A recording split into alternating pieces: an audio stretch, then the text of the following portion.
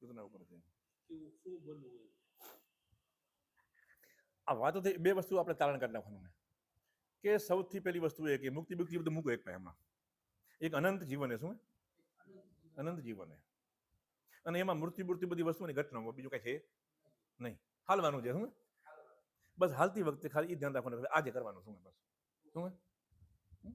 અને એક પ્રોજેક્ટના એક સ્લોટ હોય કે ચાલો એક આ 10 વર્ષનો સ્લોટ એક ખાંચો હોય, એક 20 વર્ષનો એક આપણે મરી ત્યાં સુધીનો.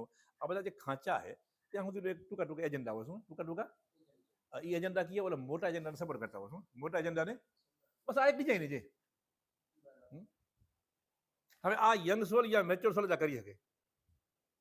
હવે આ બેબી સોલ વાત સમજાય નહીં તો ત્યાં એની ડિસ્કશન ન હોય અને એ તમે શું કરો એને કહેવાનું પણ ના હોય. લખે જઈએ ખાલી અમથી અમથા કે આ બધું શું હોય કે કારણ કે સમજણની બહારની વસ્તુ હોય.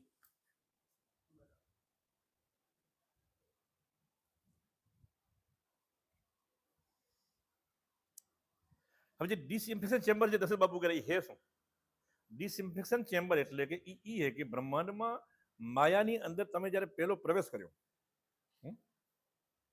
બધી જ આત્માઓ પૃથ્વી પર જ્યારે જન્મ લઈ રહ્યું યા ત્રીજી ડેન્સિટીમાં આવે રહ્યું કે બીજીમાં આવે કે પહેલીમાં આવે એ બધી વાયા સૂર્યમાંથી આવે. ક્યાંથી આવેલી પહેલી સૂર્યમાં આવે. ક્યાં આવે સૂર્યમાં આવે અને સૂર્યમાંથી એ બહાર નીકળી અને પછી એ સીધી નીચેની ડેન્સિટીમાં એ જાય.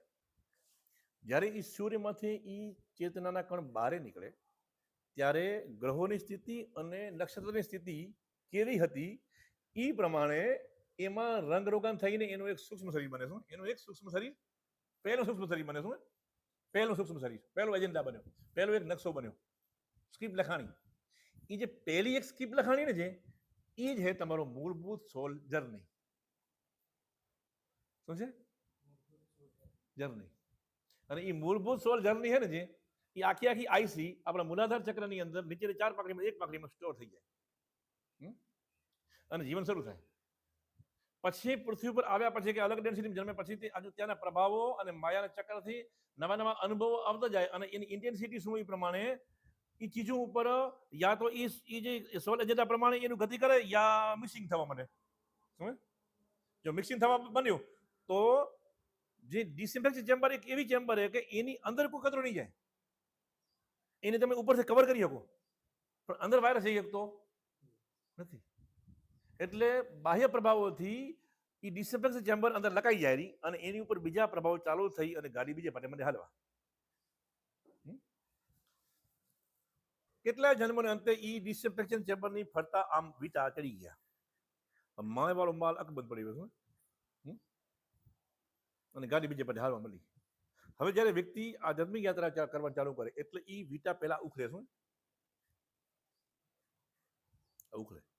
આ વીટા જે ઉખરાય રહ્યા સમજવું આ તે બધું એ વીટા ઉઘરાયેલા એ અલગ અલગ અનુભવમાં પસાર થઈને જ્ઞાન તમારું જે મન હે એ એક્ઝેક્ટ જ્ઞાનમય અવસ્થામાં આવે એની તૈયારી શું એ તૈયારી ખેતર ભૂમિ તૈયાર થાય શું ભૂમિ તૈયાર થાય.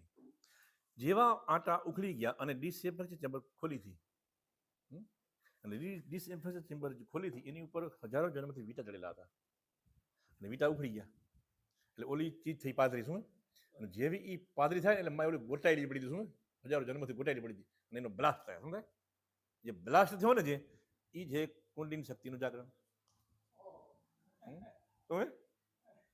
ક્યારે આવ્યો હવે એ વખતે જે વધ્યો ઓજરો આજુબાજુ ચોટેલો પડ્યો ને જે એને ઘા કરી દે મારે શું